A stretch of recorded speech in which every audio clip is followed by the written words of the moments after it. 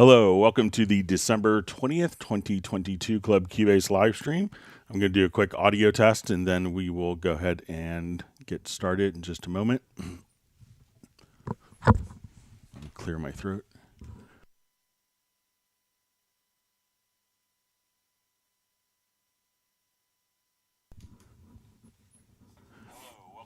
Okay, sounds like my monitoring computer is fine. My name is Greg Undo. I'm the host of the live stream today. If you have not attended a live stream before, how it works is you could ask questions in the live chat or simply send questions to clubcubase@steinberg.de. When asking questions, if you could specify which level of Cubase you're running, whether it's Cubase LE, AI, Elements, Artist, or Pro, or other Steinberg programs, which version number and which OS, that information would be helpful. I will probably be behind in answering questions from the live chat field, so if you don't see an immediate response to your question, if we could try to refrain from asking the same question repeatedly, that would be helpful. That would just allow us to get more questions answered. And if you wanted to, we should have later this evening an index of all of the topics covered in this live stream with timestamps that you could use as a reference. And if you wanted to search for topics that have been covered in previous live streams, you could go to cubaseindex.com. We want to thank Jan from Stockholm for creating that site. So you could just kind of type your question in if it's been covered in one of the almost probably 24,000 topics. You could find it there. Also, you want to give special thanks to Agent K and to Jazz Dude for serving as moderators. They're not Steinberg employees. They just do it to make it a better community. And also a wonderful resource of information that's available. Jazz Dude does a lot of work with on the Cubase Nation Discord. So we want to give special thanks to him for that. So today I have a meeting I have to be on in 2 hours. I know we normally do our Zoom meetup on the end of the last live stream. This will be the last live stream of the month. We should kick off again, I think, January 3rd and follow our normal Tuesday and Friday schedule. So I posted a link for the Zoom meetup, and we're going to try to do it at the same time. So at this time, 1 p.m. U.S. Eastern time, but we'll be doing it tomorrow. So I'll post periodically. So again, we won't be doing a Zoom today because I have a required meeting I need to attend. But we will do our kind of Christmas Zoom social meetup tomorrow starting at 1 p.m. So, and I posted a link to it. So just a quick heads up on that. So let's go ahead and see if we get a lot of questions answered in our short time. Okay, so we have Alexander Plasko wishing peace to everyone. That's a great sentiment. Thank you for that. Mark Winslow, aloha. How can I set up a key command or shortcut to enable monitoring and enable record on all tracks? Thanks in advance. So if we wanted to, we could probably set up a project logical editor preset if you wanted to do it via key command. So let's say we'll go to our project logical editor. And let's say we want to do a transform. And let's just say I want to say our media type is, say our container type is equal to track. Media type is equal to say audio and instrument or Midi. And we'll just choose this to be OR. And now what we want to do is to come over here and we'll insert and we'll say track operation. So let's say record enable. And we'll say track operation monitor enable. So we could now save this as a preset. So if I wanted to select all the tracks, and let's see, so that will just simply, and then we could actually choose this to toggle if you wanted to. So we could just say, okay, all the tracks that aren't selected, we can now just come over and choose to toggle the behavior and to go back and forth between selected tracks. So if you wanted to just come and choose enable on all of them, So let's say if none of these are set accordingly, I can now just enable record and monitor on all tracks. So I'll just save this as a preset in case.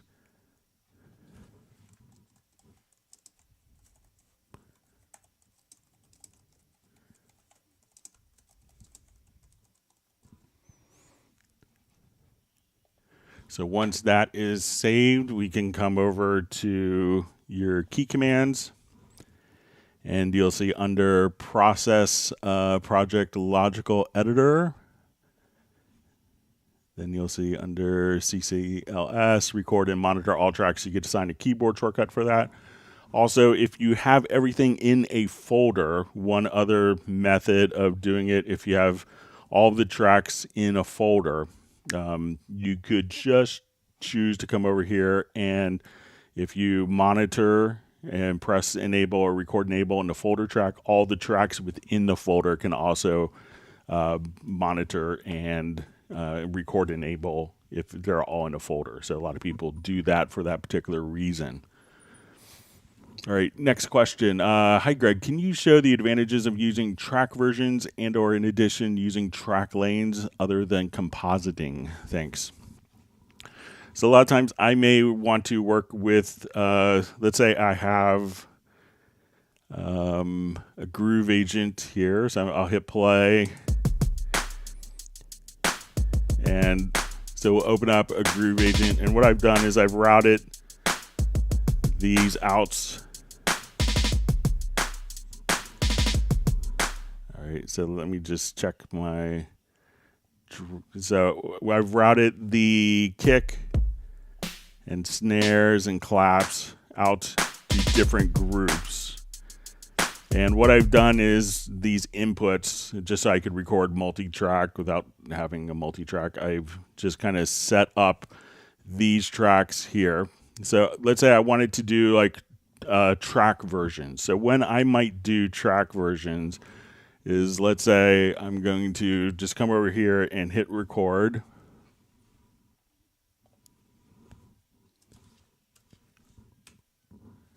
And I'll just make sure all my,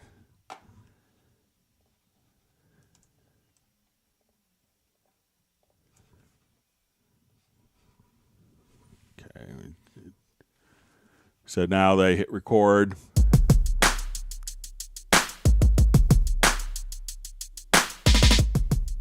All right, so say I had it punched out, but let's say I wanted a different pattern now. So what I could do at this point is I'm going to just have all these selected, and then I'm just going to say new version. So let's say I just wanted a different variation of this. So now when I hit record,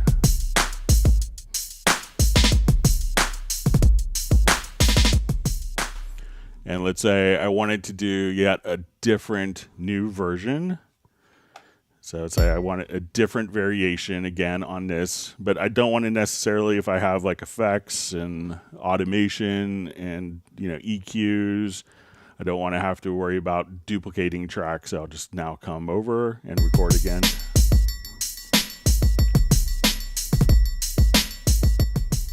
All right, so now I'm just going to turn off this. So we have 3 different passes of audio, and I'm going to put this into a loop. So when we want to use track versions, maybe we have different ideas globally here.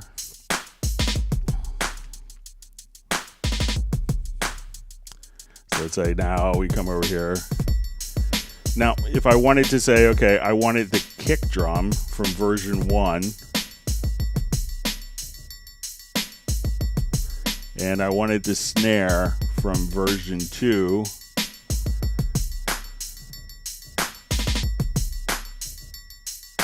that we could just kind of come over here and be able to switch between different versions. So I think when wanting, like let's say if we had a band that was performing live, and each take I may do as a different track version, and then if they, you know, were recording to a click track, that we might be able to say, oh, the bass was better in version 2, but the drums were better in version 3, and the guitar was great in version 3 as well. So but the keyboards were perfect in version 1. Then you could kind of mix and match and choose different takes. Whereas I think I would use lanes for like an individual single track, such as, compiling the best vocal track. So you could obviously kind of do similar things, but I would say, a good rule of thumb is if I was doing kind of multi-track and selecting different takes, I would use track versions. Or if I was doing like a single part to get the best composite vocal or guitar solo, I would probably use comping and lanes for that. All right. So we see Benny from Sweden. Also, I'm presenting from Alexandria, Virginia. If you're online, please feel free to introduce yourself and tell us where you're from.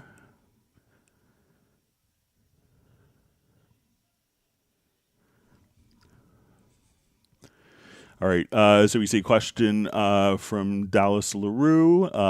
His question is, when bringing a new instance of Hallian Sonic up, it is always panned to the left within the mix of Hallian Sonic itself for some reason.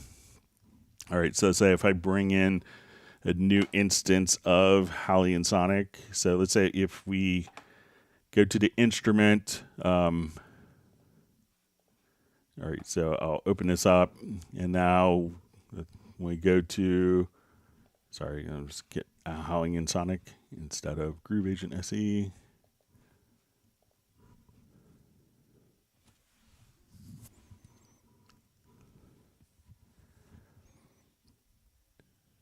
All right, so now, make sure that when you're adding the instrument track, Dallas, that you have the audio outputs set to stereo and not just to left. So if I have that set to left and now I bring it up, now it's only going to be in, but make sure that when you add the track, that for some reason, either that the track isn't going into like a mono bus, or that when you go to add the instrument, that it's set here on the audio outputs to stereo out. And let me know if that will take care of the problem for you. All right, we see Uno Memento is granted 1 Christmas beer for everyone. All right. I'm just going to break out my chat here so I can see more.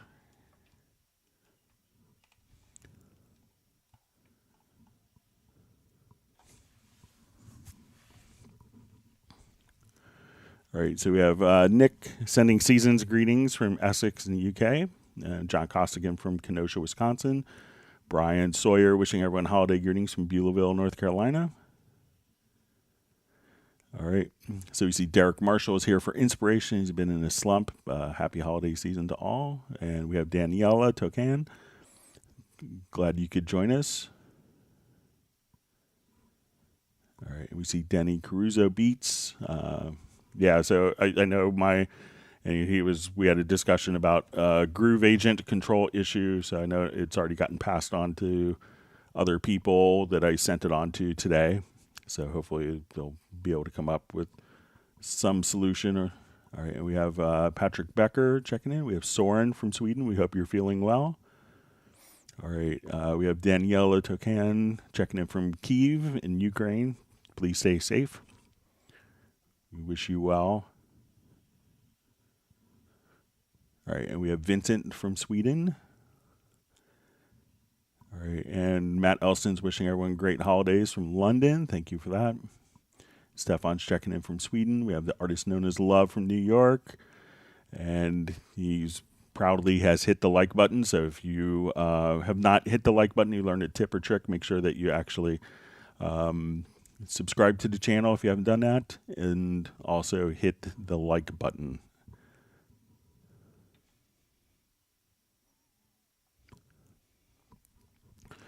All right, so we have from Esteban Carlos Benson, question. Could you create a logical editor preset? Could you create a logical editor preset that uses toggle to hide and mute a specific track? Any track will do. When I tried, the results are inconsistent. All right, so let's say I want to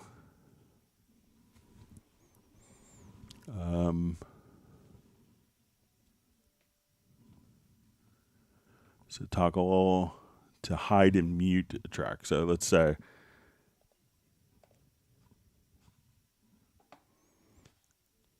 so I have this track. Let's get to my project logical editor.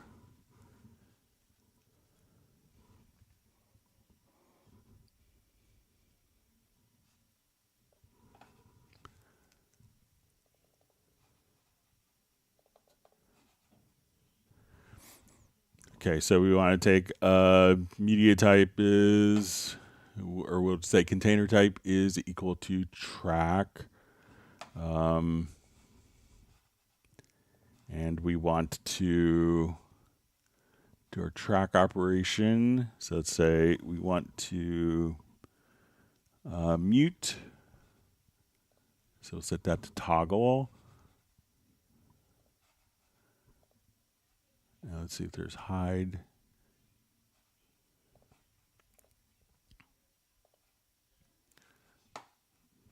Okay, so now we'll see this is my Groove Agent SE0202 track is selected. So I'm going to, all right, so let me set up another condition with that. Sorry about that. Okay, so let's say I want to do it on selected track. So we'll say property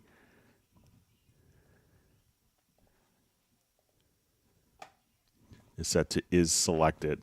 All right, so now it'll just be for this particular track. So now we've done that. So, if we wanted, so right, is that, if it's hidden, let's see if it's still selected. Yeah, so it looks like, so if I wanted to do it to selected tracks, I could come here and let me just make sure that nothing is muted. So I will come here and we'll see that that track is muted and hidden. So it's still selected. And now when I come over, so I will go ahead and save this as a preset.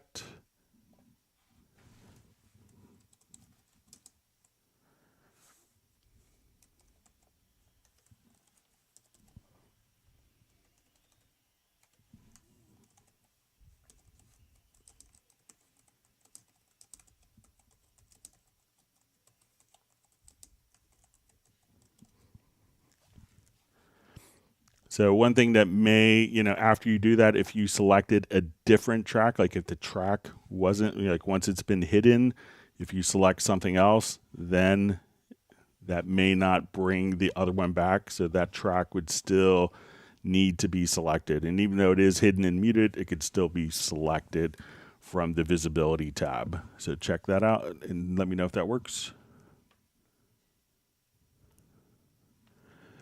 All right, so we have a question. I still have crashes on exits sometimes. Is this a common issue? It's been like this on multiple systems over the years. So generally, it's a plugin that doesn't release from memory.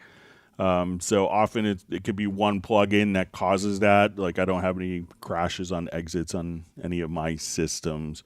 But I think you could probably find it directly to a particular plugin. So.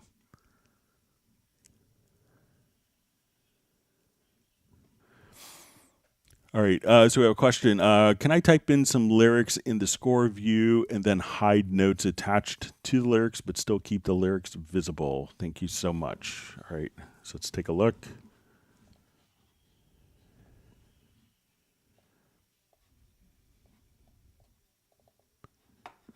All right, so I'll just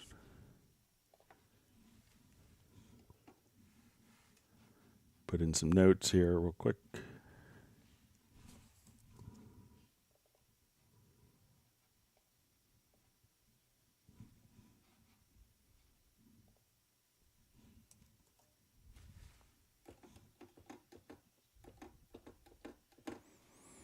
Okay, so now I'll look at this in our score editor.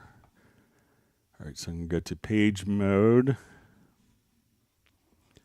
Okay, so let's come over here to symbols, go to other, and we'll type in lyrics.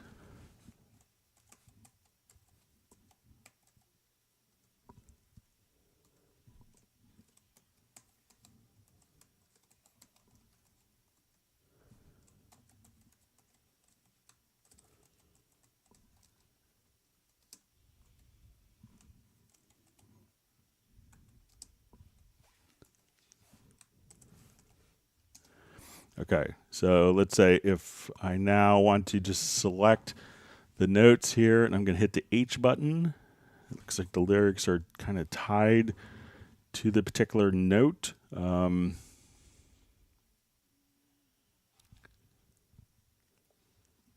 right, let's see if... But let's see if we just put in text instead.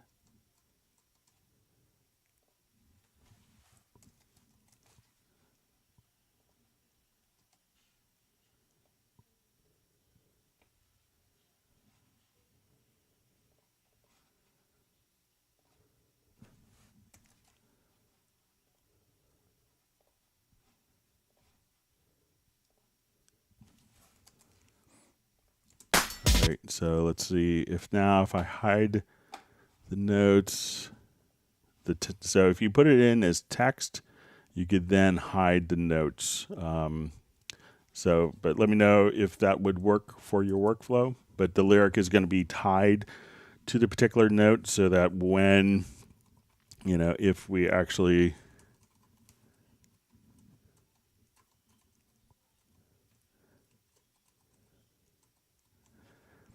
so that when we come over here and I just kind of type in that once we have that done, that we could move the particular note and have the lyric tied to it. So the lyric, it will actually be, tied to the note position so that could be freely moved, but you could enter it in as text if you wanted to. So let me know if that would work for your workflow.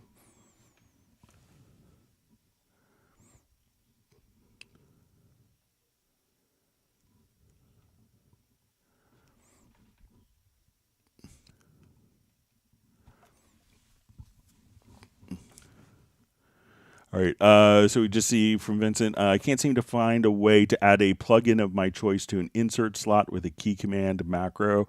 Is there a way? I'm unsure if I asked this in a previous stream. Apologies if so. So yeah, I think we covered this in a previous live stream. So there isn't a way to select a particular plugin. So what people often do who want this is just to come over and like if we wanted to apply a specific track preset, you could come over here to presets, to track presets, and say audio, and kind of just drag those over. So, but I think it needs to manually be kind of put in, because there's only about 100,000 VST plugins. So, accommodating for every third-party plugin could be difficult to work with.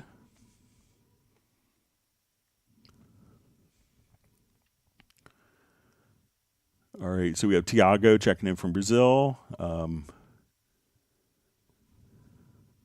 See, Daniela Tocan just says, maybe more classic tips and tricks in future. I guess all these tools I do not need in 100 years. All right.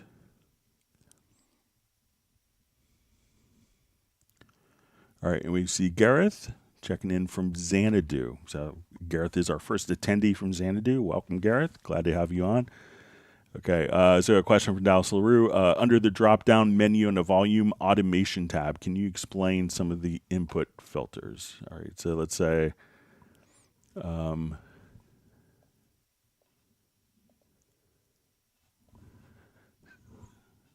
right, so I'm just seeing where under the drop-down menu on the volume automation tab.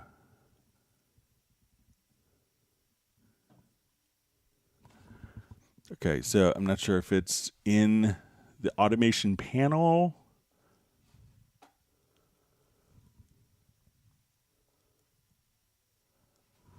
So maybe Dallas, if you could let me know if it's like,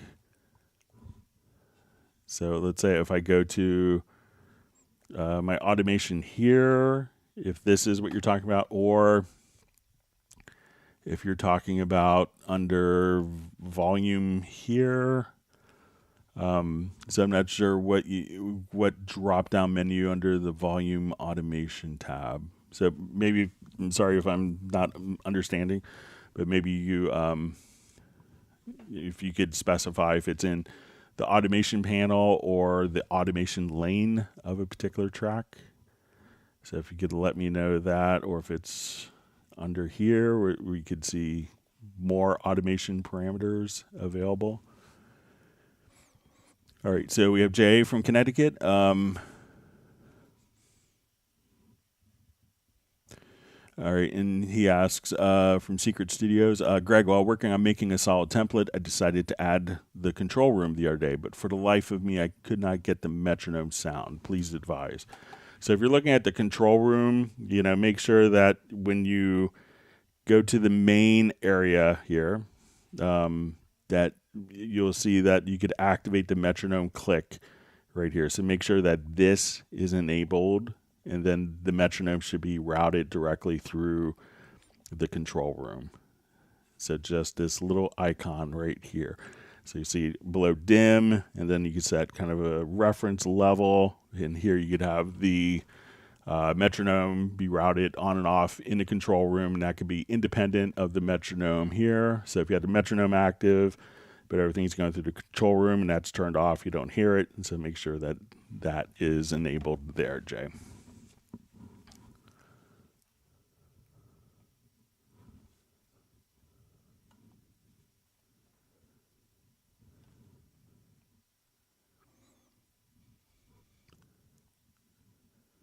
All right, so we have Dave Simmons checking in from KC, I guess Kansas City. Thanks for joining us. We have Razel from Denmark. All right, so we have Zounds by Timo. What is the best way to search for an instrument in Cubase 12 Pro? Merry Christmas. So let's say you wanted to, if you go to your media bay, and let's say we just go home, you can see all of your VST instruments listed here. You could now, if you wanted to, you could see them kind of by category. And then if you wanted to search, so let's say, okay, I was looking for pad shop, I could just type in, once we're in VST instruments, as you start typing in, so let's say, okay, I want backbone, BA, and then it would filter the name of the instruments. Then double clicking on the instrument, you could just now come over here and just find presets. So also, if you just add a VST, add an instrument track. So once you click on the name, you could search directly here for your instrument and then just add track. So once you kind of click in the name field, at that point, you could get like a little search dialog that you could type in the first couple letters of the instrument, and that will be populated for you. All right, so we have Harold Frostad checking in from Norway. Thanks for joining us. All right, and we have King Drew 562 tuning in from Los Angeles. Thanks for being here. We have Mopman from Maryland checking in. Someone fairly geographically close to me. Thanks for being here. We have Ralph Nelson Tucker.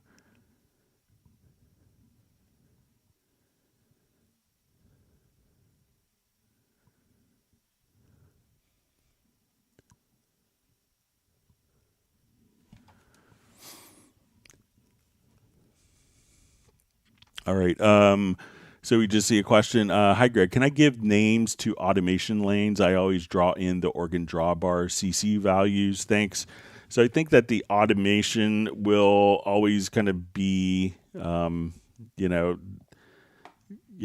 whatever. So let's say if I wanted to automate a particular parameter in Halion Sonic SE here. So let's say as we're playing, I will just open this up, and let's say I wanted to edit a particular parameter, so I will just click on W and R. So now I will just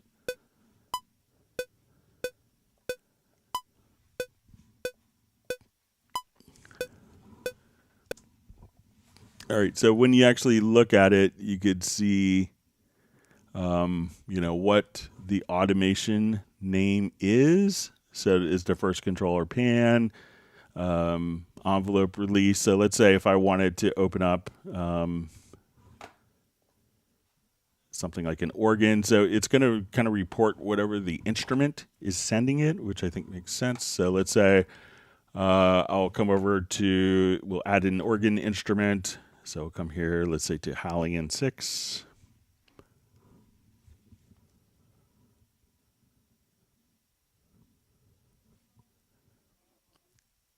And within this, there's kind of an organ instrument. So model C.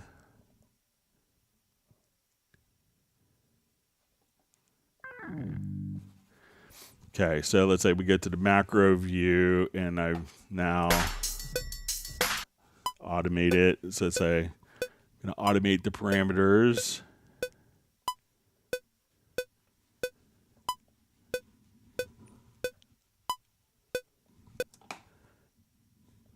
So as soon as I kind of hover over it, we could see that the so I don't think that these can be renamed because it's what the actual plugin parameter is responding, is what that's transmitting. So but if the plugin is just, not transmitting that as part of its name, but that's what, Cubase is looking to see. So there isn't a way to do it. And sometimes people want, I want to call CC61, like rotary, drawbar 6 and 62 drawbar 7. But in the eyes of the computer, it's still 61. And that way, if you changed it to another organ patch or another organ instrument, that, you still know what data was originally there. So I think that's kind of the intention of it.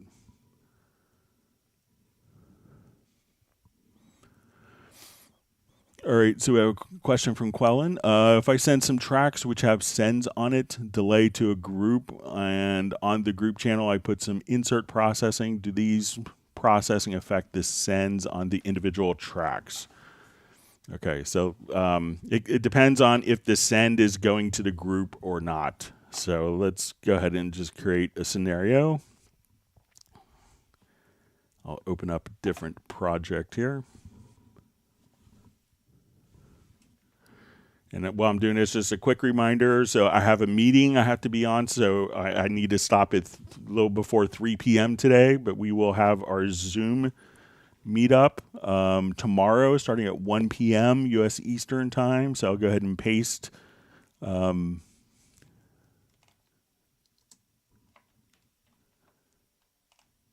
just a quick heads up with that. So I'll just paste that again. All right, so let's say I want it to we have a drum, like a drum loop here. All right, so let's say I want to create a send on this particular. So I'm going to create an effects channel on this track. So we'll add just a reverb.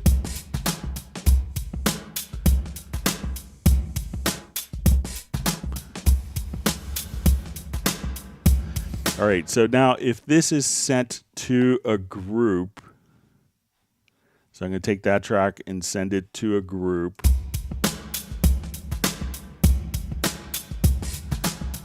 So now when we do this, the group itself isn't getting any of the actual, so there isn't a way to actually send. So, right now this drum is just going to the group. Now, if we take the output of this particular track here, we could send the output of the effects, and then often we could send like those outputs and route that to the group. But when you add like an effect send, unless this effect is actually a part of this particular group, then as we do this, then it's basically going to be in parallel. So as we send out the group, the effects by default won't be included in there, but you could route it internally if you wanted to then send both the effects, so if I wanted to come here and we have our effects, I could take both of these and create a group track of the selected channels, and then this would contain, you know, the particular effects as well. So you can check that out. But basically, they're parallel paths unless you specifically send the effects, send the return channel to the group. So.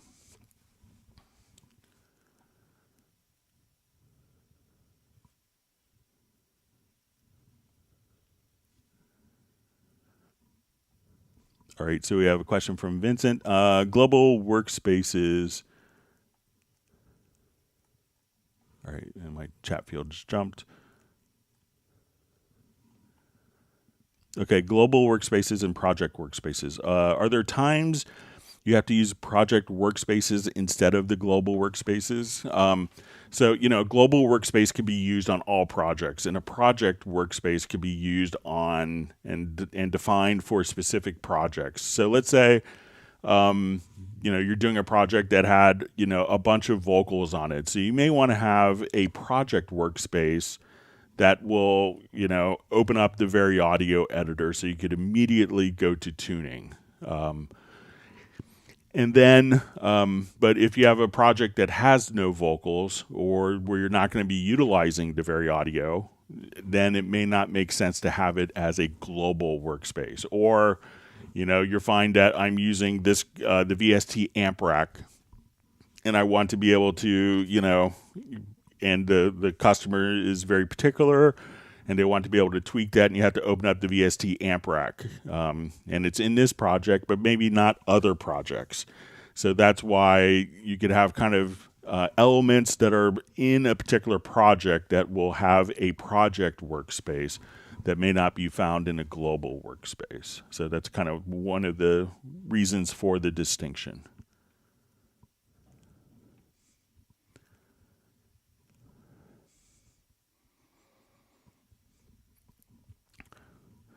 All right, so we see, hey, I have a question, please. Can I use in Groove Agent legato mode? I want to make 808 bass slide. I think there's ways of doing it in Groove Agent, but probably the fastest way is just to use a sampler track. So let's say if I come over here to the sampler track.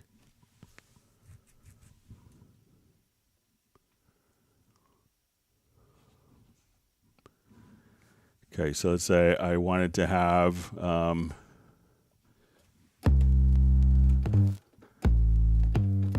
So if I wanted to do this, we could put it into monophonic mode. So, and once it's in monophonic mode, I could just take this. So right now, when I play and I hit another note, both notes will sound. So if I want to play harmonies. But if I wanted this to be in monophonic mode, I could just enable this. And then once you're in monophonic mode here, you could enable your glide time. So if you want to just come over and say, okay, I'm going to come in. So if I wanted it to be a longer glide,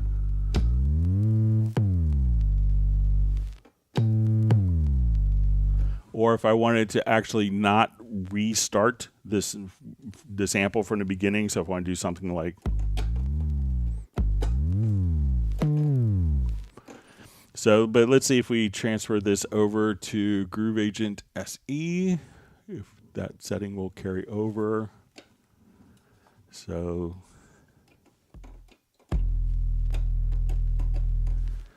yeah, so I don't think that there is, let's do, I'll set just kind of a pitch range here. So let's say between E3 and E4.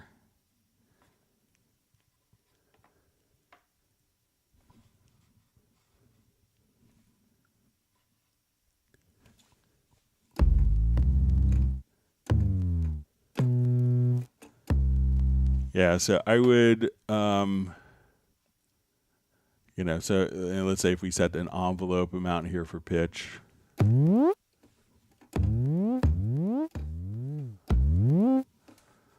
You could also just kind of set your pitch envelope as well. But I think a really fast way of doing that is just using, using the sampler track is really kind of well suited for that.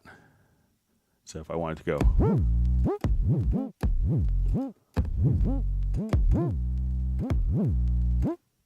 then as soon as I release the key.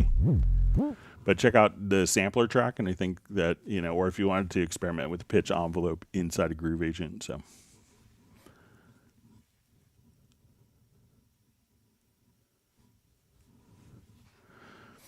All right, so we have a question. Is it possible to output XF MIDI files for use in Yamaha keyboards, i.e. with lyrics, etc. for karaoke from Cubase? So I don't think it has to be an XF.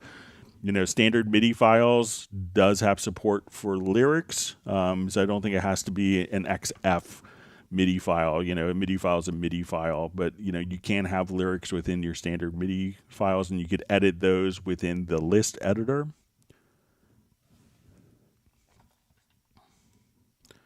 All right, so we have Lord Schrader just saying hello to everyone. Let me see, Jazz Dudes made it on. So,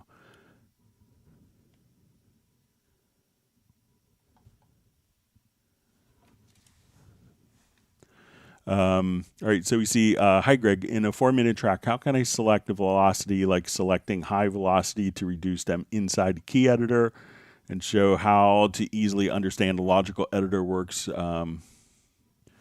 Okay, so let's say I had a number of MIDI notes and I wanted to maybe select a particular velocity range, I guess. So let's say I wanted to select the notes that have higher velocity and adjust their velocity down. So I think that's what the question is from Patrick.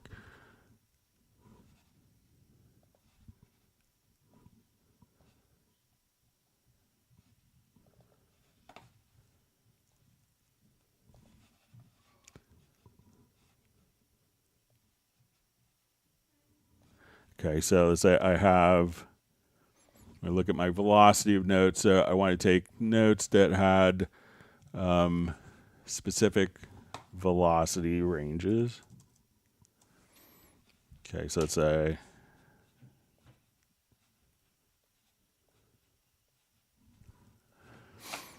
if I had something like this, and I could say, okay, I want notes that have a velocity less than,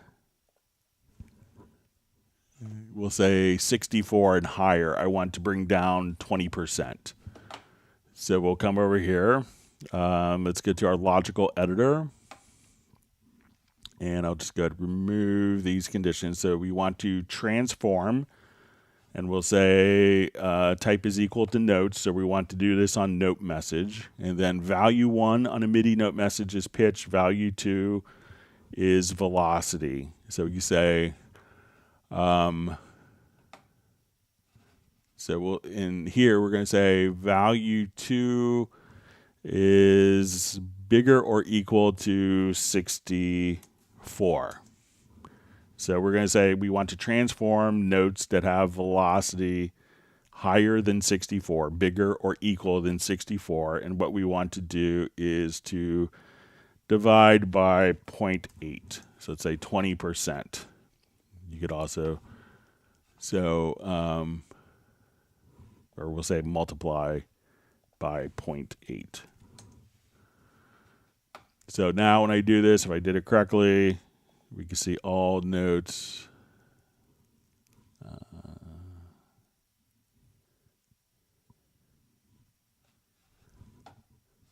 Let's make sure, let's see if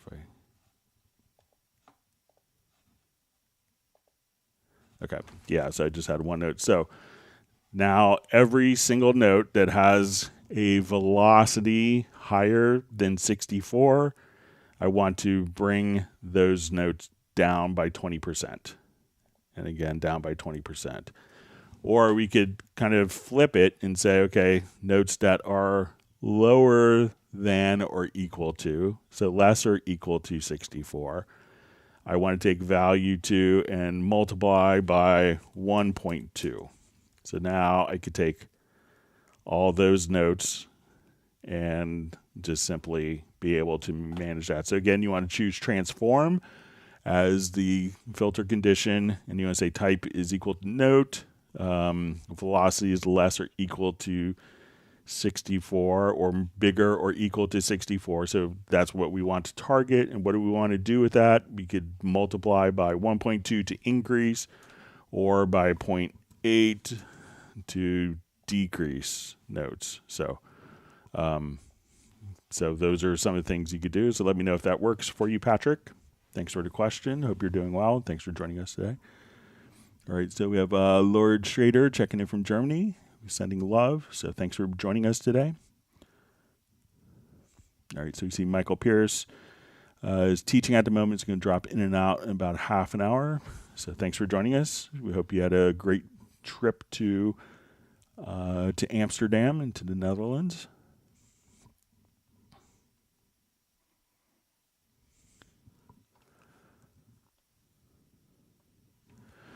All right, so Michael Pierce asks one question in advance. What is the best way to import a Sibelius project into Dorico?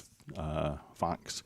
So probably if you've done a lot of layout work with it, if you're doing it more from an appearance standpoint, probably the easiest way is to export a music XML and import that directly into Dorico. And then, all the appearance, like the slurs and all the kind of, fine tweaking of engraving options will be available to have for you, and those will translate over.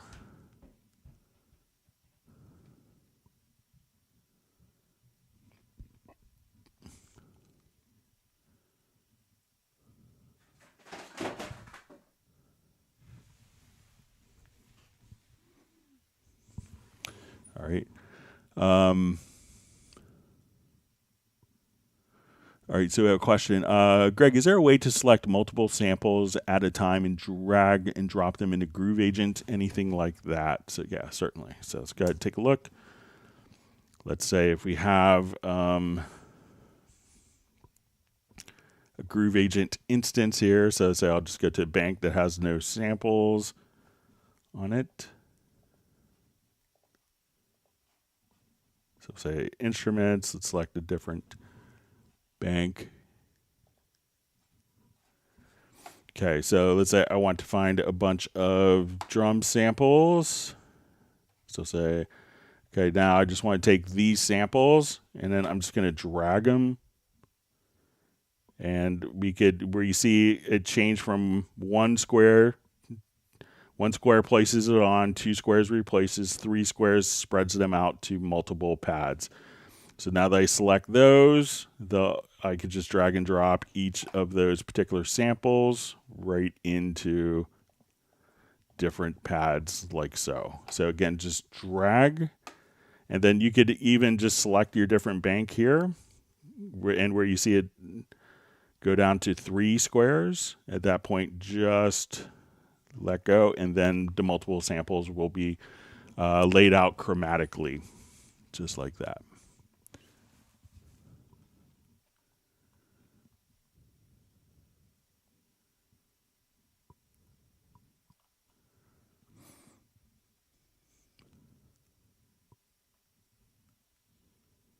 All right, we see Robbie Bowling from Dallas made it. Glad he could join us.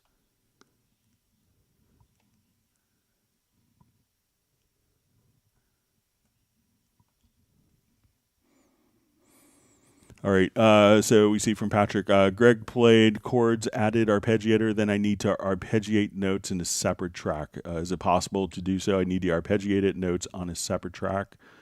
Separately, show us how. Okay, so let's say if I want to start with so if we do this from a Midi track, we have something called Midi Sends, which does just this. So let's say I'll do new project. And I'm going to add, I'm going to start by going to my VSTIs, and let's add an instrument rack. So I'm going to add Retrolog. Okay, now it's going to ask me if I want to create a MIDI track. So we'll say yes. All right, so let me just find a quick bass patch here.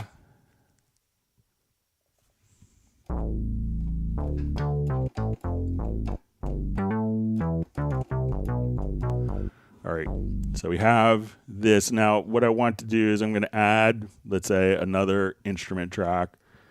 And I want this to go to Hallian Sonic SE. And I want this like just going to a Rhodes.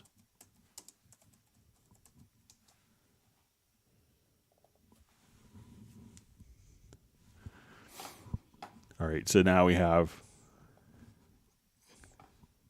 All right, so what I want to do now is to take this voice and we'll go to MIDI into MIDI sends. Okay, so an instrument track, we can't do MIDI sends. I haven't gotten a good answer why. So I want this to go out to Hallian Sonic SE. So right now when I do this, the sounds are doubled. But what I could do now is just say, okay, I want an Arpeggiator plugin. So now when I play a single note, if I play a chord,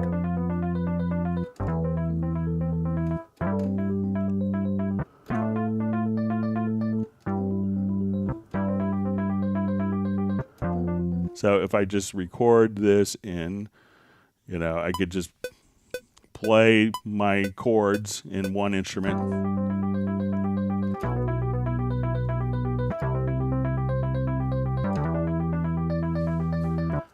And as soon as we play it back, the arpeggio from being played from one instrument is now just captured. So it's playing. And now this is, the arpeggio is just going out. So start with a MIDI track routed to a virtual instrument, and then whatever instrument that you want to send the arpeggiator to, assign it as a MIDI send, and then you could just come over here. So you could actually have 4 different arpeggios at once going to different instruments, all from one part if you wanted to. So try that, Patrick.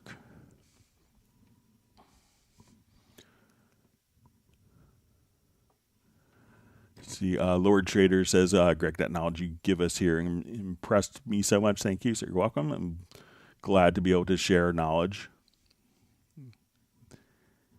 I had a discussion with Hans Zimmer about that. He's like, after a while, when you're really good at something, it's your obligation to share your knowledge. So,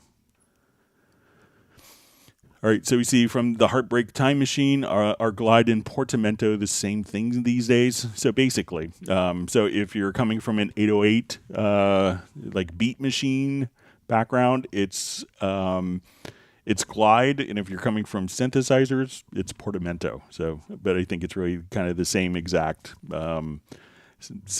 thing. So,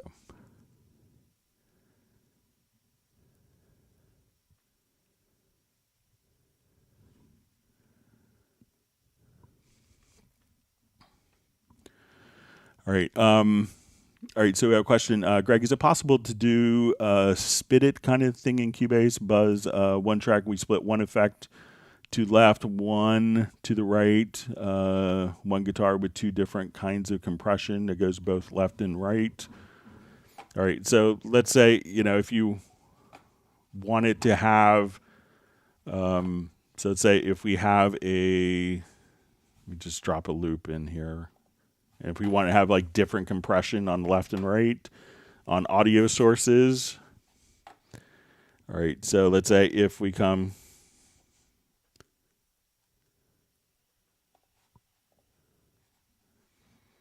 Let me just go to Audition, find a quick. Okay, so let's say we drop in this drum loop, and I want to have different compression on left and right sides. All right, and we'll just put this in the loop. So if it's a stereo track, what you could do is just put the loop around that. So is come over to Inserts, And we can just do this on the track here. So let's say, okay, I want it to have compressor 1, and it will say compressor 2. All right, now when we go to the routing tab, we can make both of these into mono compressors. So, and now we can say, okay, this one's going into the right, and I want this compressor on to go to left channel.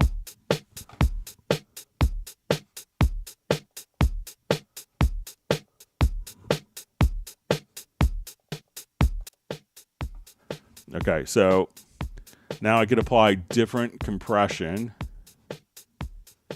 to my left and right channels.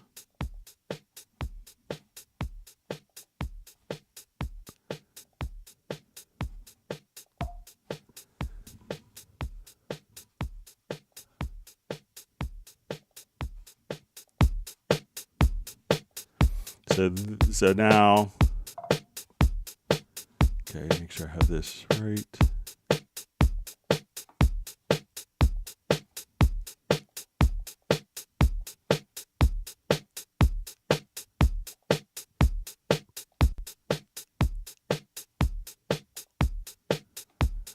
Okay, so I'm just gonna check.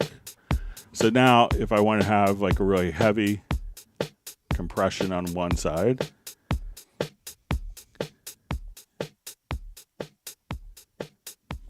so this way we could have different compression settings on left and right side. Now if it's like a monophonic guitar source, send it to a group and kind of do the same thing. So all you have to do is come over here to, put two of the same inserts, go to routing tab, and then you could choose where you want the particular routing connections to go. And that way you could have different compression on different channels. So you can say, okay, I want to adjust the attack. And we'll make so. Let me know if that's kind of what you want to accomplish, Patrick.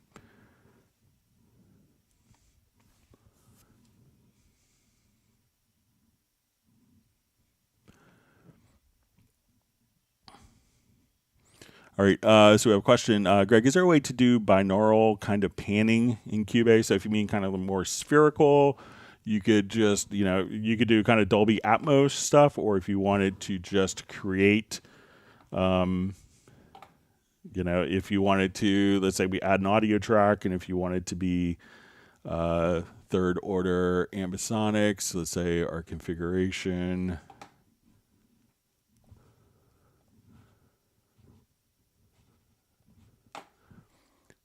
So now if we go to the channel and we open up the panner, and let me just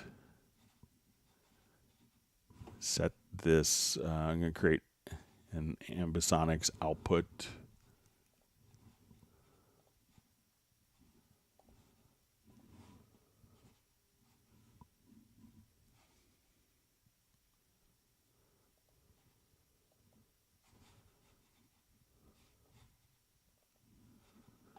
And then, at this point, you could just choose this, but you could also, if you want to do more like Dolby Atmos stuff, we could come to do like your ADM authoring for Dolby Atmos. Let's go to the setup assistant.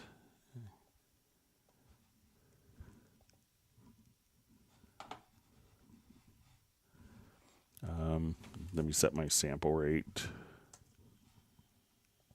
You have to be at 48K for Atmos projects. And then if you wanted to, you could just choose to monitor binaurally. And now when you go to a particular channel, so let's say now this has done all the routing for you, you could double click on a channel and click on this upper button right here, and then you could see kind of this spherical panning. So you can see kind of the top view or the rear view and do your panning like that.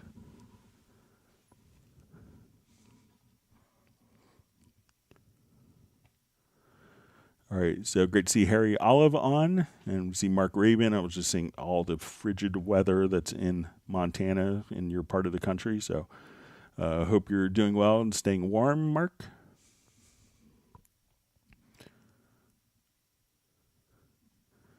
All right, so we see the Heartbreak Time Machine says, I've learned more about Cubase watching Greg make an 808 slide. Crazy. All right.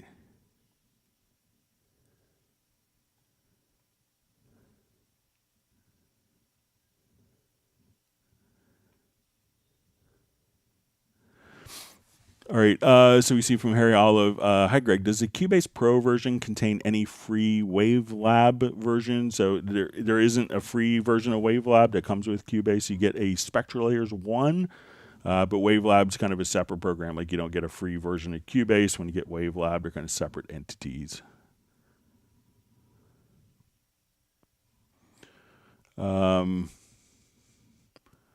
So you see, Greg, I don't know who to ask. My friend said that many of the pro studios and many composers moving away from Cubase to PreSonus. Is it true? So I don't know. I don't think so. I would say that there's not a lot of strong composer features inside other tools. I don't know Studio One well, but I don't know any composers that have migrated to it. So.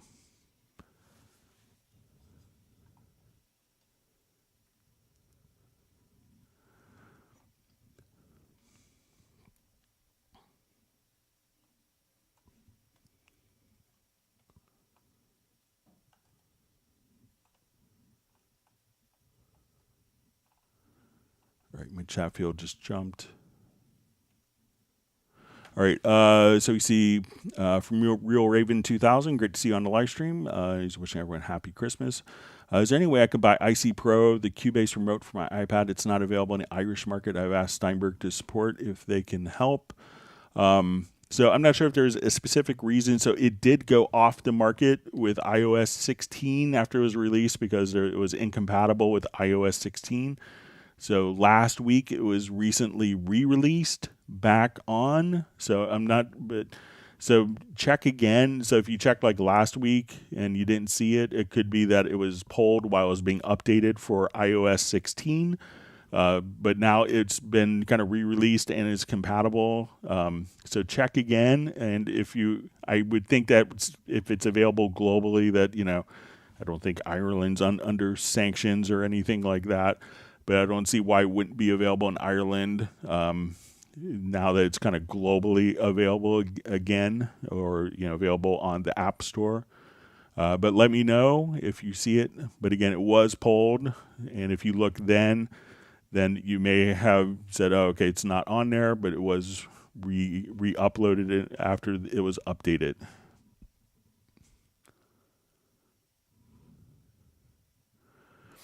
All right, so we see in my Cubase 10, I can't find the sidechain button on my EQ plugin, and in other plugins that are already installed in my Track 2, the sidechain button only in the compressor plugins. How to set it. So it depends on if the plugin itself has sidechaining capabilities. Not all plugins have sidechaining capabilities. So if your plugin wasn't designed with sidechaining in mind, then it's not going to be, Cubase can't make it do sidechaining if it's not part of the plugin's design. So let us know which particular plugin. All right, so we see question, is WaveLab LE able to use external plugins like FabFilter to prepare single wave files? So you could run any VST plugin in WaveLab LE. So it runs VST plugins. I don't think it does external processing, like going out to a piece of hardware and back. I don't think it's designed for that.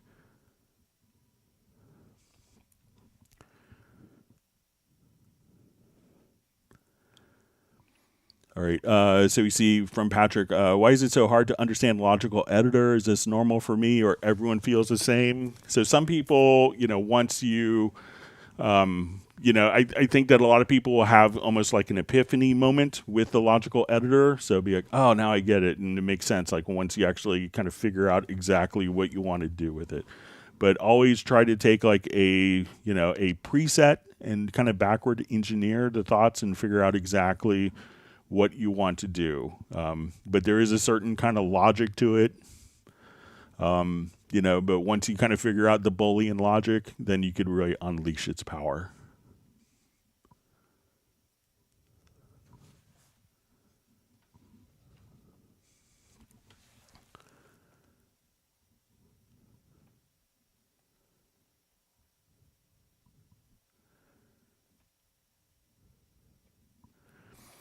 All right, so we see a question. Is it possible to export the chord track as letters format to import into a text editor / Word document with lyrics? So I don't think it's going to export as a letters format. So if you wanted just like the lyrics with a chord, you could do it within the score editor to have the lyrics and chords, but if you wanted just to have the lyrics in text, what some people will do is just kind of use the notepad and say, okay, A minor, these are my song lyrics, E minor, my lyrics are, and then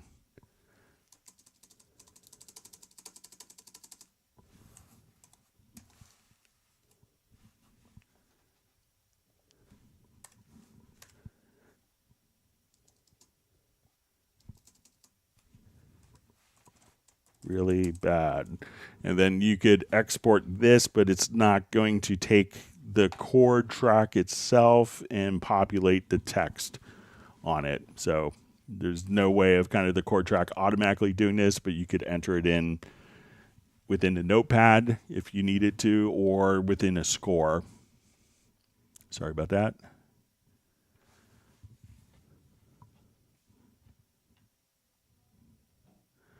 See, Ralph Nelson Tucker says, I don't think Cubase 10 has sidechaining. So yeah, Cubase had sidechaining since version 4.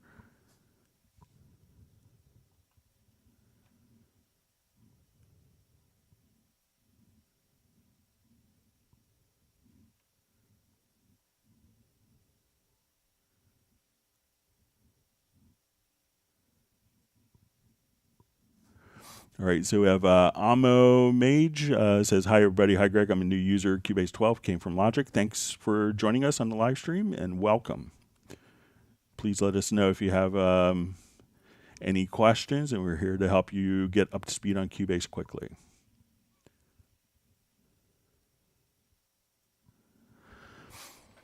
All right, so we see, hi, Greg. When I select track version 2 and I made some changes, why the changes applied to the main version 2? Thanks. So let me see if I still have that project open.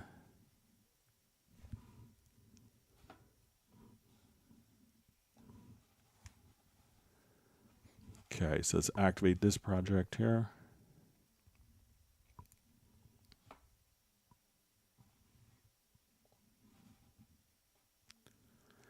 Okay, so let's say we have, so if I have all of these selected, so with the track versions, says my tracks, when I select track version 2, I made some changes. Why the changes applied to the main version 2? So I don't know if maybe you chose to duplicate the track version, and then maybe you did a process on this.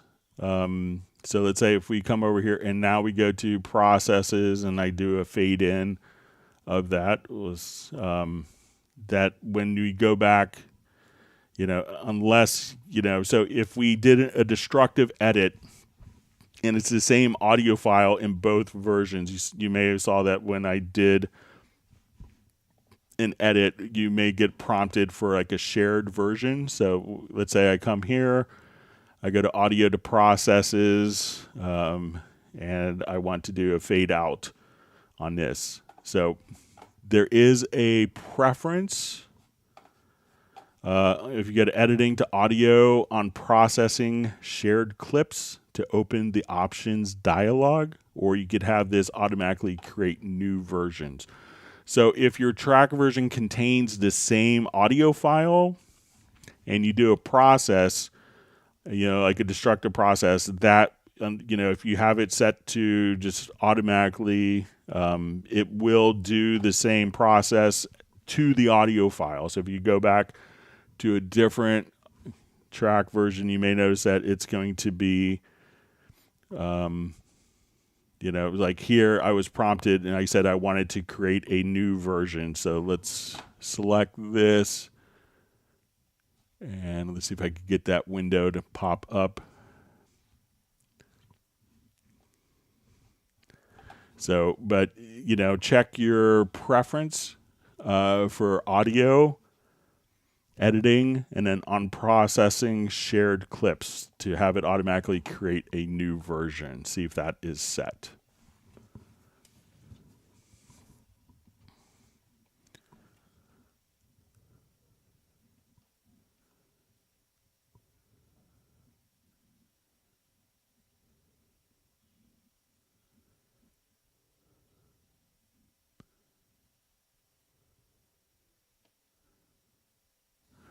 All right, so we have a question. Is there a way to easily see the MIDI notes and live chords played live on the keyboard? Okay, so let's say,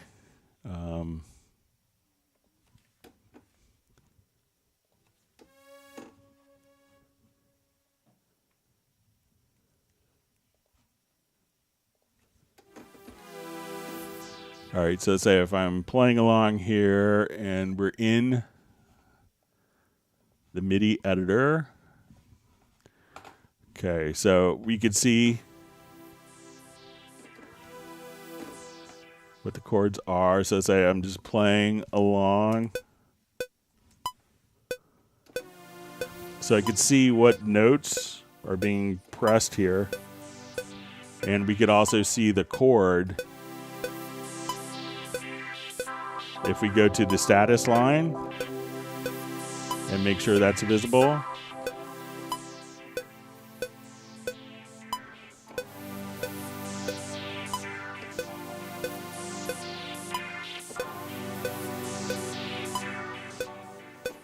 So, and then you can see the notes indicated directly here on the keyboard and the chords indicated directly there live while you play. So let me know if that's helpful. All right, so we have Thermonuclear War checking in from East Serbia. Thanks for joining us. All right, we have Joe Phillips checking in, wishing everyone season's greetings from Manchester.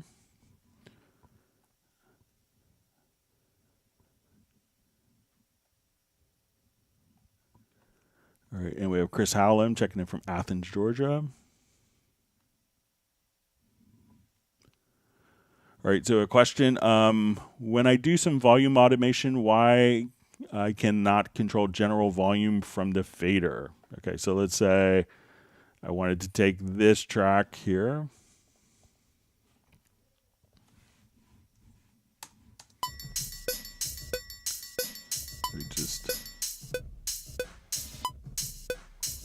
Here, I'll just open up a different project. It will sound better.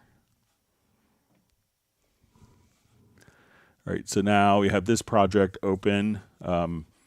So when I select the track, and let's say I go to the fader, so let's say I just want to solo the bass, and let's say, okay, we want to do some automation on it. So we'll hit W to write the automation.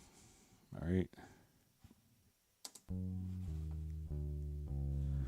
So now I'm just going to move the fader either in the inspector or in the mixer.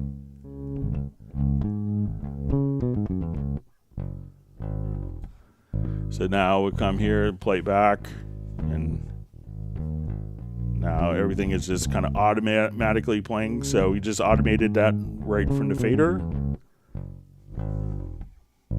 So let me know if I'm doing something differently than you.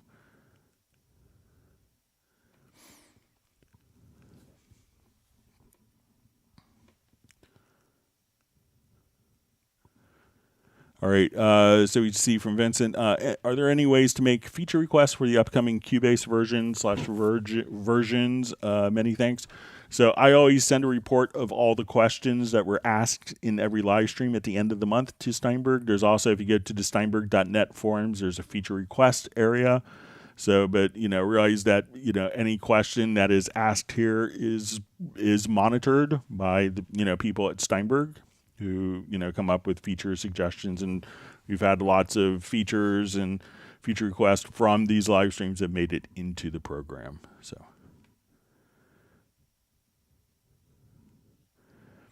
all right, so we see a question: why does my chord track always record my Midi? Help. Could be that the chord track is record enabled. So let's go ahead and just do new project.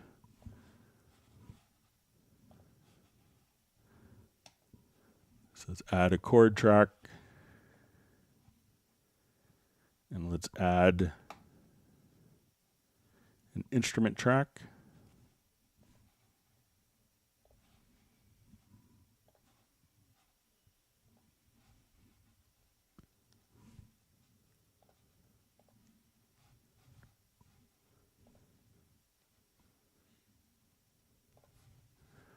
All right, so I'll just come here and let's say we'll just. All right, so now when I record in,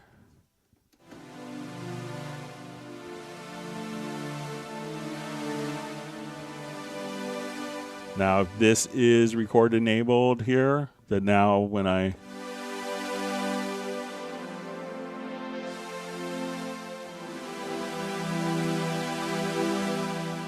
but if this track is not set to record enable, that now, as soon as we fast forward a little bit here, so I could just play.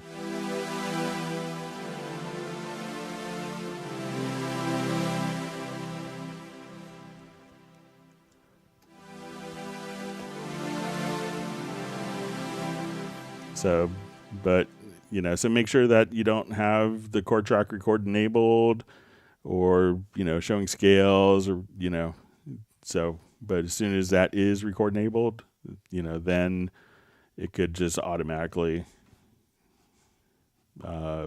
capture the chords as well. So check that, Valley.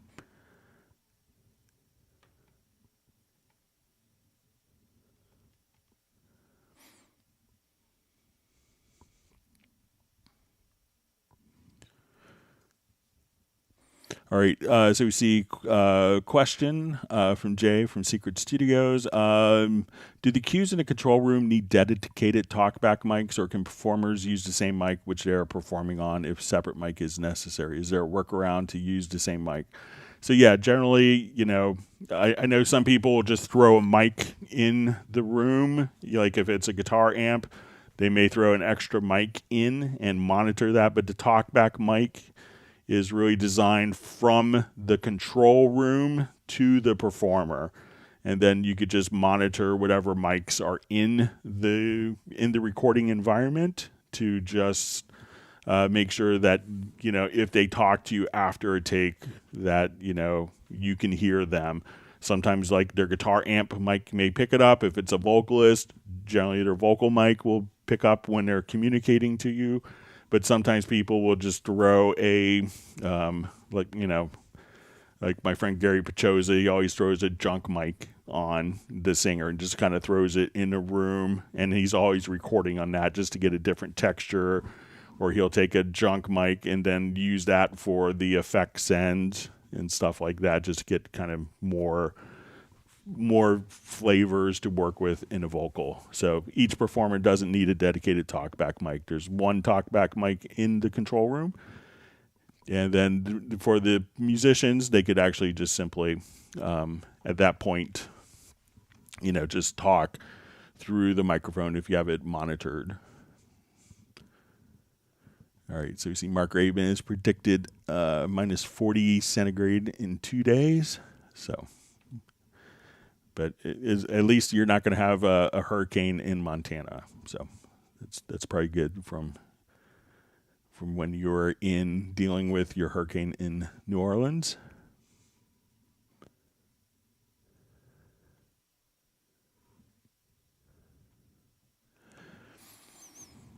All right, so we have a question. All right, my chat field just jumped.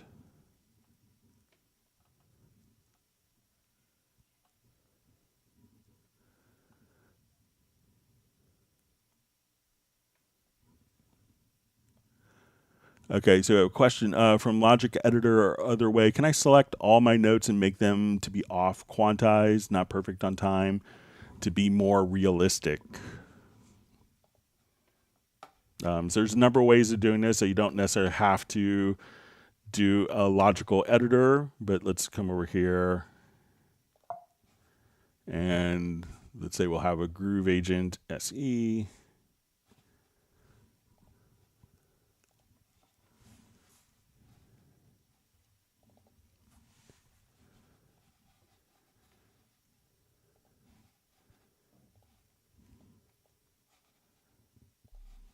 Okay, so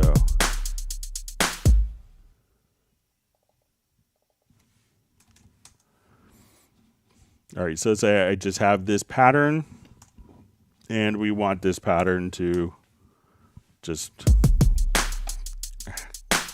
if we wanted it to have more of a groove, so you could go to like the Midi modifiers and then you could come over here and random.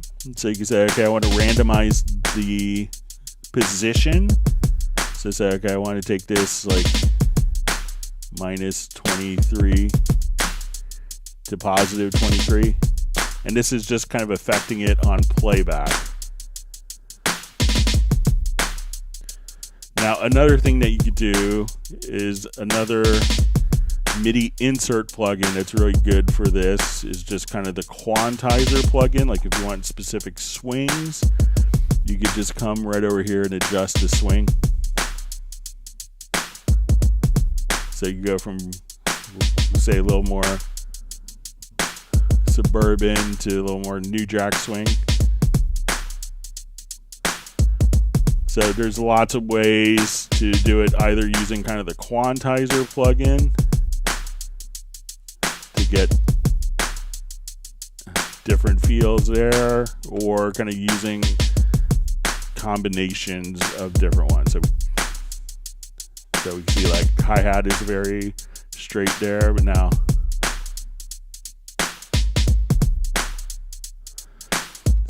but a number of different ways. And if you wanted to do it with the logical editor, so let's say we're looking at our drum parts here. You could go to the logical editor and we want to, again, we want to transform. We're going to select notes and then we say position. We want to set random values. And we'll say between minus 30 and 30. So now every time that I hit apply, you'll see that the notes will just shift randomly like so. So you could try out different ideas using the logical editor as well.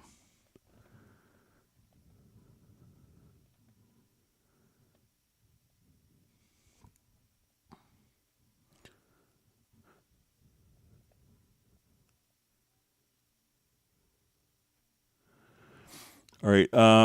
So I see from Andy Gray, it says, "Hey Greg, I sent any email, or is it possible to discuss the question of using a MacBook and unplugging from your studio audio? Mine is UAD." So yeah, you could definitely unplug from your audio interface on like a MacBook Pro. All you have to do is just come over here and go to your studio setup, select the audio system. And you could just select your built-in audio right there. But realize that if you have, if you're running a UAD interface and there is like plugins that are being processed, some of the powered plugins from, that are utilized and powered from the interface, that those won't work. But you could definitely just kind of switch. You could definitely switch and use whatever audio interface you want, including the built-in audio interface.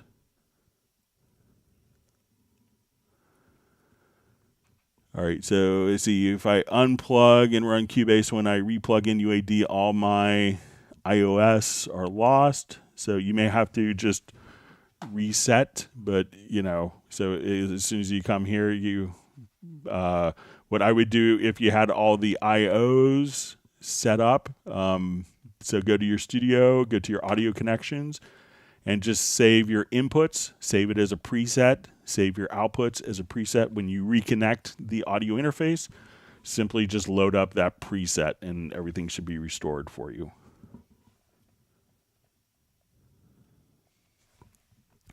See, Mark Rabin is saying he's warm in Montana, but his instruments are having tuning issues.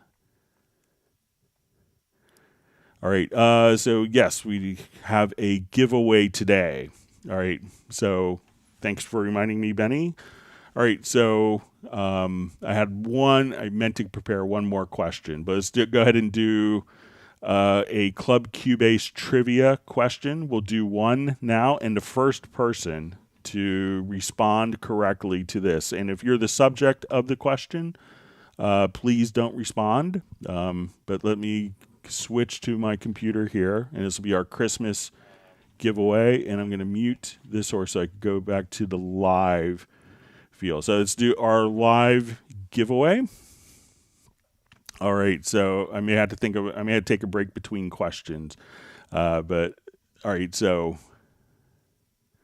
the first question for the giveaway, and what we're going to do is the first person that responds correctly will get a giveaway. Could be like a copy of Dorico, Wavelab. If you have Cubase 11, you want to go up to Cubase 12. We'll figure out kind of a setting, a prize that's appropriate for you. So just something that like Steinberg.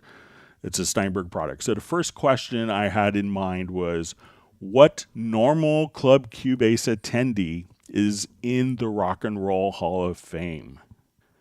Let's see. So again, what normal Club Cubase attendee is in the Rock and Roll Hall of Fame?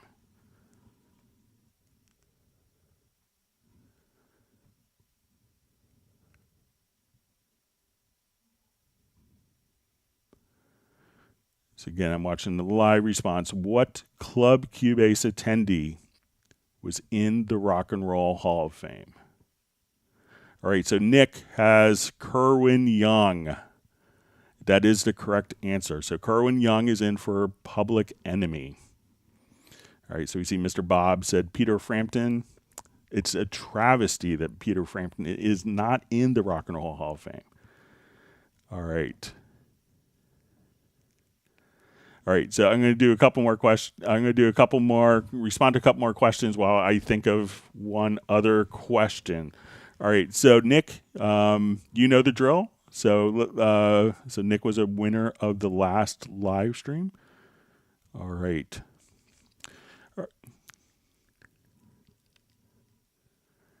All right, so I'll do a couple more questions, and we'll end up with our last question. I'm going to try to think of a question while we're doing other stuff here. So congratulations, Nick. If you want to email me at clubcubase@steinberg.de,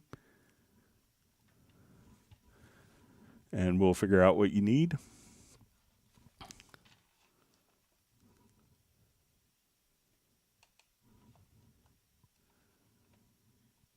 Okay, I have this second question. What project was Greg called up to New York City to help with, but didn't know what the project was involved in? So what project was Greg called up for? And I shared this story on the live stream. That was kind of a really interesting project that I wasn't told. I was invited by famed remote recording engineer David Hewitt to work on, to help out with. So it was kind of a project, and we shared the story. So we'll see if there's other response. So it wasn't. All right. So again, what question was I called up to unexpectedly with one night's notice All right, so we see Eric Clapton's Crossroads. So I did work on that with David Hewitt, but I had at least like a week or two of knowledge. So Stevie Wonder is not the right answer. So Live Aid, I'm not that old, Soren. All right, so we'll see. Again, it was a project, kind of a famed recording artist group.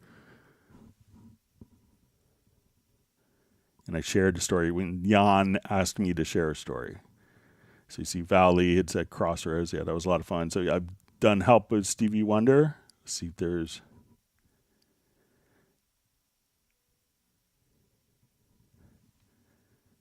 The Super Bowl. No, I haven't gone to the Super Bowl.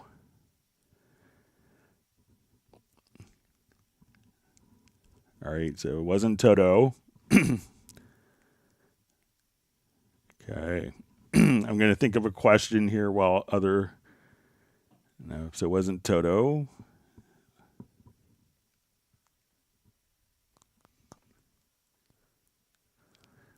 So I got called up and there was baking of tapes. Jackson 5. All right. Nope, wasn't Jackson 5. Wasn't Slipknot.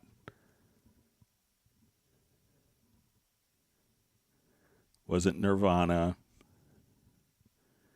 Mariah Carey, I did work with her, Donny Osmond. So I've helped him. I've helped Teddy from Capital Razor. All right. So it was a famed 70s. That was mostly a studio project that had two prominent members. There's another clue.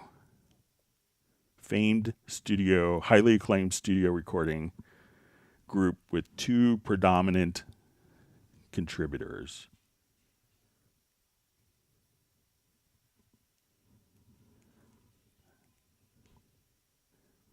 Wasn't the Eagles.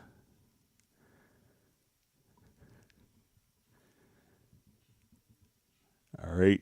So Rich Schweitzer is on the right path. All right. So David M is correct. Steely Dan. So yeah. So David M is the winner of the second. So David, if you want to send me a quick email of a title that you want, you could email me at clubcubase@steinberg.de. So I know you had just sent me some email. All right. So I know we had some questions, and again, I have to be on a meeting in about 25 minutes. But I know we had questions that were sent in advance, so I wanted to get to some of those, and then we'll come back for other questions. All right. So congratulations to Nick and David M. We have a strong contingent from the UK showing this giveaway. So, all right. So we'll try to do some more trivia next year. So it's kind of fun. All right. Let me go to some of the questions that were sent in. And I'm going to send. So again, tomorrow we're going to be doing at 1 p.m. U.S. Eastern, we'll be doing the Zoom. I'm going to post it. So we're not doing the Zoom today because I have to jump onto a corporate meeting. But I just wanted, and we'll be doing it tomorrow starting at 1 p.m. I just posted the link for that. So let's go to some of the questions that were sent in. All right, so Jan had asked a question for the last live stream, and I went through my notes and realized that I was a failure and didn't respond to Jan's question. So I felt lame. So I want to make it up to Jan and make sure that he got his question answered. So we'll show this. So he asked a question about shared copies on audio events. All right, so let's say we have an audio file here. All right. Now, when we do a MIDI event and we do shared copies, and we can do this just by hitting Control K on the event, or if we hold down, just get my modifier. Oh, sorry, I have my keyboard in the wrong computer. All right, so when we have a shared event, and I hit like Control K for repeat, and we could have shared copies. So in Midi, it's really obvious that when I do edits on a particular Midi note, that you'll see that when I make changes in this one event, and we see this little almost equal sign. So as I change these, that we see this change appear on all of the different events without me having to recopy. So that's what a shared event does, what a shared copy does. Now, if we do a shared copy, if we do the same thing on an audio event, we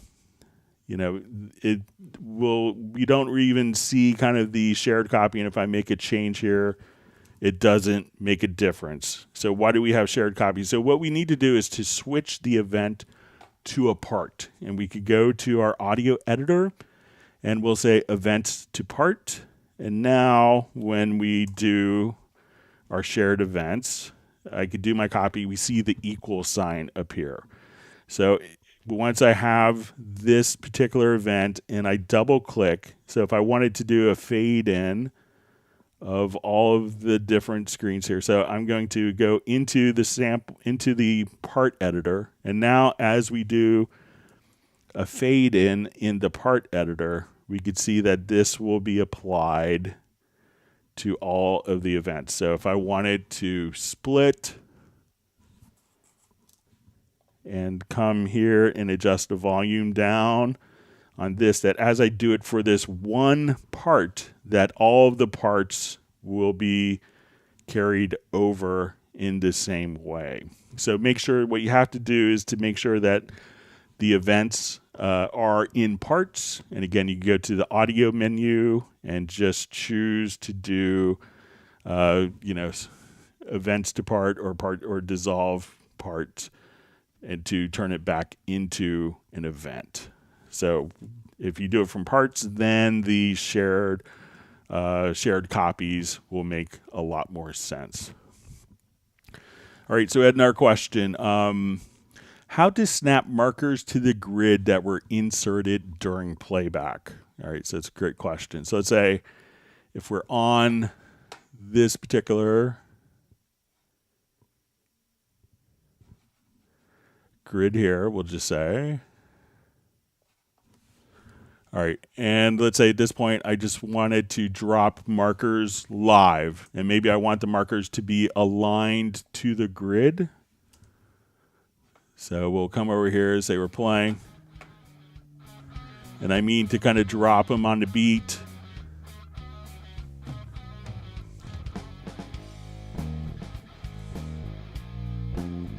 My horrible automation I did previously.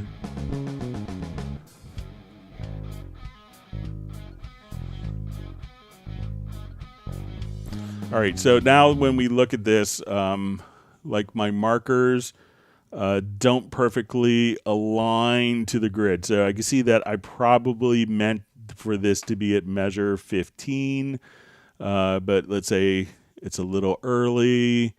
This one is a little late. So how to take markers, and so markers can't be quantized like we would normally expect. We could edit these kind of after the fact and have them snap to grid, but if you have lots and lots of different markers, that may not work. So if we go to, I think I made a Project Logical Editor preset for this. So we'll come over here.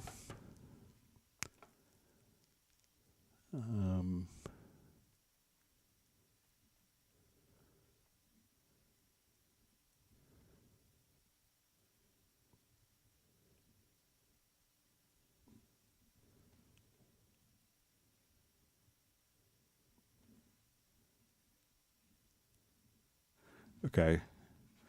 So we wanted to say transform, and then we're going to say media type is equal to marker.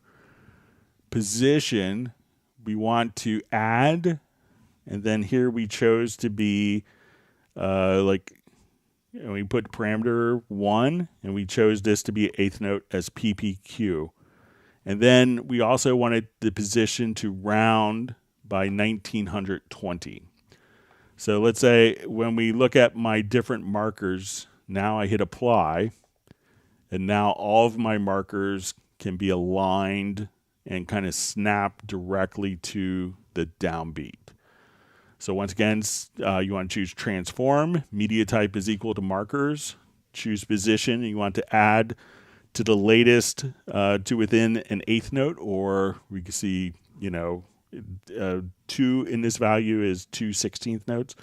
So within an eighth note, and then we want to round by 1920, and that will then again snap the different markers directly to be on the beat, because markers generally just can't be quantized. So if we take my snap off and move these around again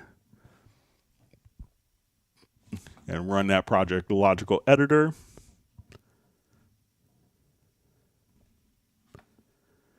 and all the markers that are off will now just snap directly to the beat. All right. Okay, so we have a question. I have drum in audio format. Is there a way I could transfer it to MIDI editor?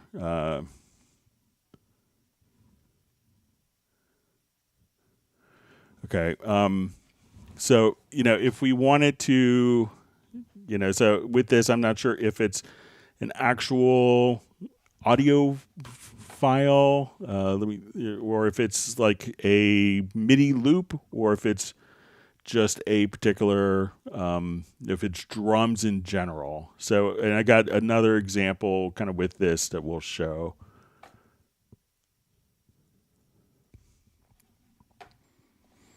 Okay, so let's say, and this was an audio file that someone had sent. So I'm going to just play this, and I'm going to have my groove agent not follow transport. So we have some hi-hats.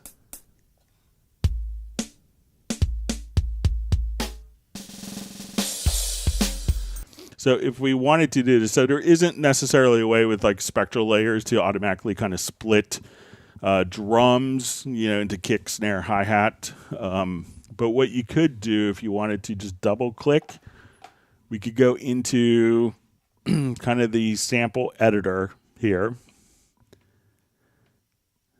All right, and let's adjust our threshold for hit points.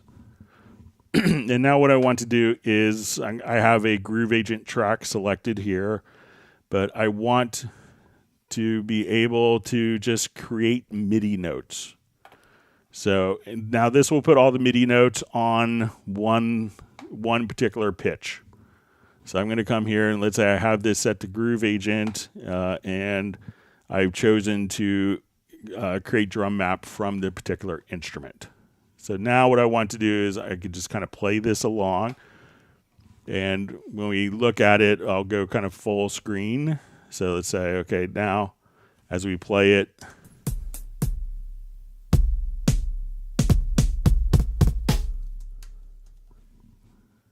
all right, let me just check the, all right, so I'm going to adjust the threshold down a little bit. And so we get our hi-hats here.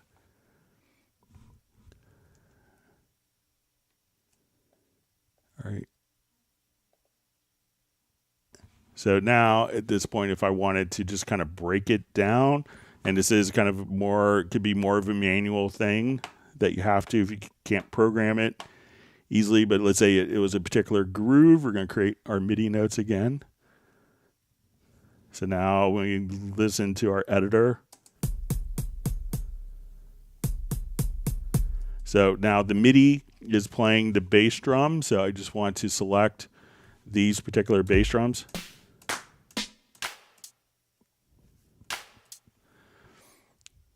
So So now,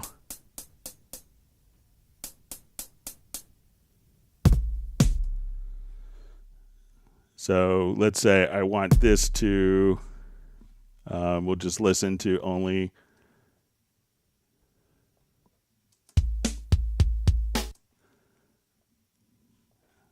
so we can say, okay, this note I want to be snare.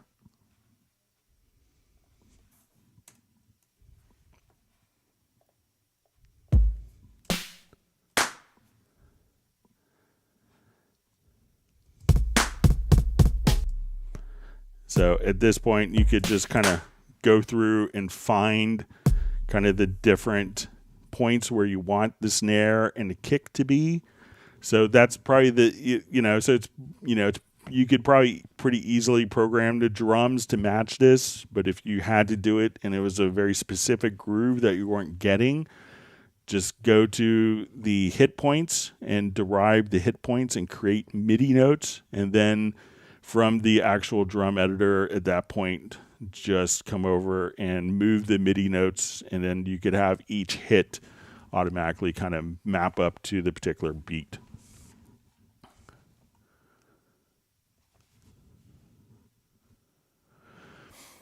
Okay, so I'm just seeing a question. If I'm working on a project and suddenly I want to close this one and open a new project I worked previously, how can I do that without closing the entire DAW? Okay, so if we wanted to do that, all you have to do is just choose open and open a different project. So let's say I'm here and I just wanted to open up this project. I could open this up and then we could choose to activate it. So now this will load up this particular project, activated. I don't have to close down the program. And then if I wanted to go back to this particular project, I click on this little, looks like a lightning bolt in the upper left-hand corner. I click on that lightning bolt, and then this project will then become active. And you can see kind of the different projects here listed in the windows. And then so if I want to activate this one, just simply select that as active and activate, open up that window and select it as the active project.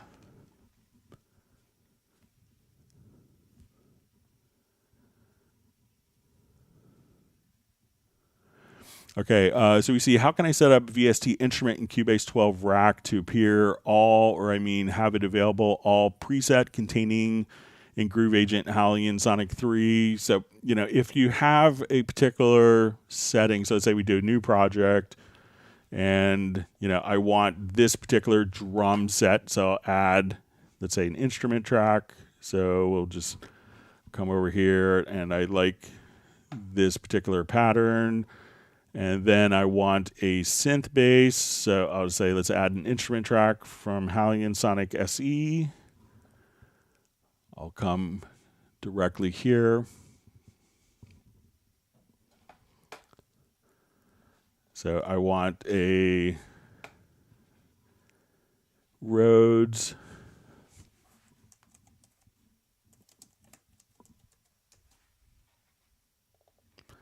And let's say I want a bass.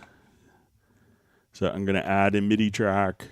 This will automatically get routed here. So I want a finger bass. So once I have everything set up, and if I wanted to always show up again, all you have to do is just to save this as a template. So we'll come here and save as template. I'm going to call it December 20th, 2022. So now when I go to a new project, I say new project, we'll look under more, and then I'll just say December 20th, 2022.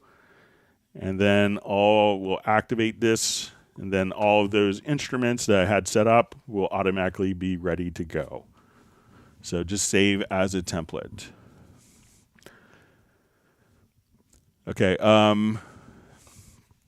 Okay, so it's from David. It says he had added some Pad Shop and Retrolog new libraries. He got them working in Cubase 12, but now they're not working in Cubase 11. All right, so what I would do is if you open up Cubase 11, go to your media bay, And then you'll see under here, you'll see VST sound. So at this point, you could just find, look to see if you see the particular set here. And if you don't see any presets, try right-clicking and do a rescan disk. And then that should find all the presets for you in version 11. So try rescanning the media bay.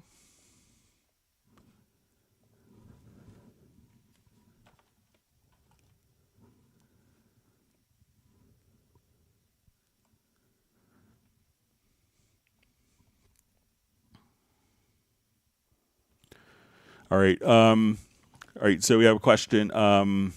So I have a large orchestral bass template where I constantly add instrument tracks into different folders. I utilize the configurations function in Cubase heavily. However, whenever I add a new track to my template, the track appears in every configuration.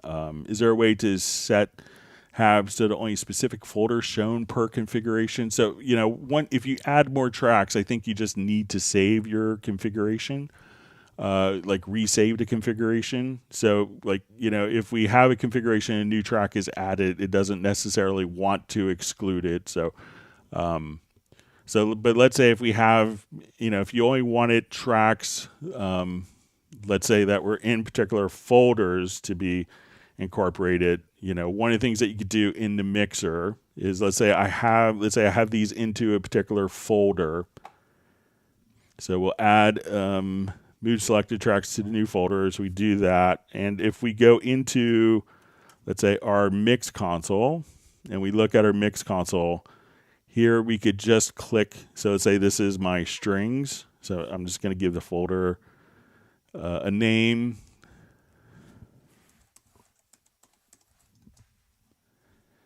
So now when I go to my mix console, I could just click just to the left. And then at that point, we could, if I only want to see strings, I hold down the shift key, and then we could just click on our folders and see only the particular folders listed and what's there. So, and then you could resave, with the configurations. You could choose to update the configuration if you wanted to incorporate or not incorporate other particular tracks.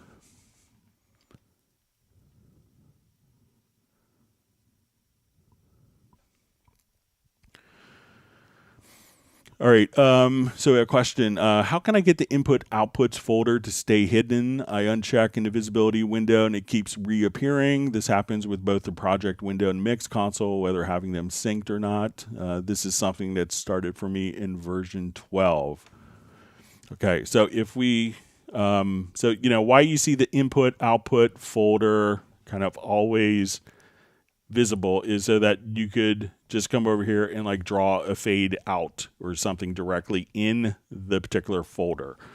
So that's why it's there. Now, if I wanted to update this particular configuration, I could say, okay, let's take my input output channels, and now I'm going to save it.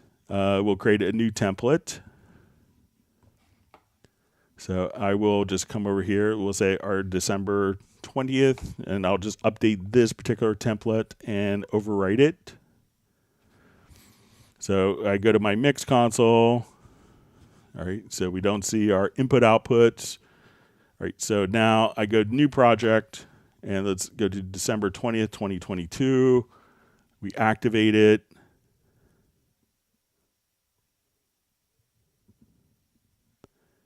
And then once activated, I don't think we'll see our input-output folders visible. So for years, people complained that they were visible. So now as soon as we saved it in the template, they're not visible. We go to our mix console, and let's say, it's hidden from view directly there as well. So, all right, and our question, so it says, my studio computer is not always connected to the internet. When my licenses are on the dongle, this was never an issue. But now that some of my licenses are on Activation Manager, I have a recurring issue every few days upon launching Cubase. I get a message that my licenses cannot be found. I then have to turn everything off, drag an Ethernet cable into the studio, launch Cubase while connected to the web. Is there a way not to have to be connected to the web? I only want to be connected to do updates and installs, not while working. So I haven't, I've only had one time where it's kind of asked me for my license to be reactivated. So I'm not sure if you go to the activation manager or make sure that you're within the activation manager that you're logged in to your My Steinberg account within the activation manager. So make sure that you have that credential also stored in the activation manager, but I haven't had to kind of have the computer kind of phone home for internet. But make sure your credentials are actually installed there. All right, so let's see, we get maybe one more question. So again, we're going to be doing these Zoom meetups starting at 1 p.m. tomorrow. Let's see if we get maybe one more question in. I'm going to post the Zoom meetup for tomorrow. So again, it'll be tomorrow starting at 1 p.m. U.S. Eastern Time, so the normal time that we start the live stream.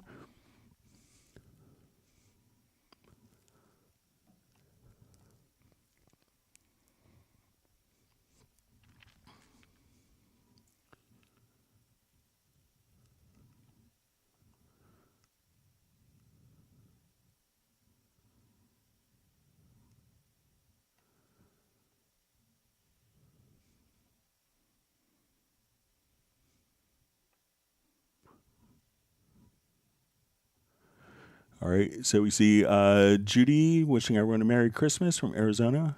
All right, so I see Vincent's comment about the track request for adding particular inserts on.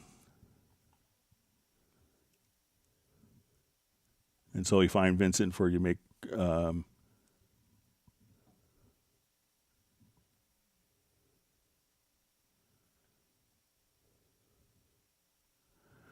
all right, so you see from Real Raven, it says, no, not the lyrics, just the chords. So there isn't a way just to kind of export text of the chord tracks, but you can do lead sheets quite easily.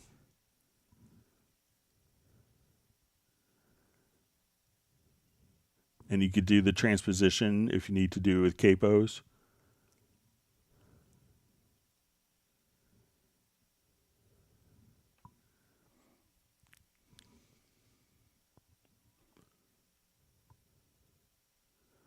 So you see, Vincent, your request isn't denied. So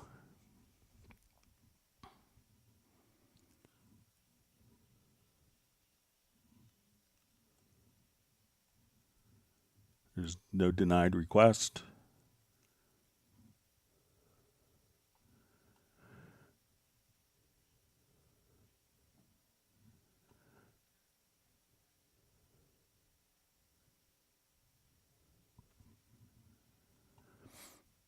All right, so we have a question, kind of new here. I want clips I drag from MediaBay to adjust to project tempo. I know about Audio Advanced set definition from tempo method, but how to make that the default behavior. So if you drag files that have, if the files themselves have a tempo stamp and it's kind of embedded within the metadata, then that could automatically follow directly into the particular, into the project tempo. All right, so with that, I have to wrap up. I want to wish everyone, if we don't see each other again, I want to wish everyone a wonderful holiday season. I have to jump on my required work meeting. So 1 p.m. tomorrow, I'm going to post it again, but hopefully we'll see people for a little Zoom meetup, and it's a great way to meet other users that are on the live streams. So look forward to catching up and sharing holiday stories and seeing what equipment everyone wants Santa to bring them. So with that, I'll go ahead and end this because I'm late for joining my meeting. And hopefully we'll see everyone tomorrow on the Zoom meetup. Everyone have a wonderful New Year, a wonderful Christmas, wonderful Kwanzaa, whatever holidays you're celebrating. Spend lots of great time with your family. And we'll see you on, I believe, January 3rd, starting right up in the new year. Take care. Goodbye.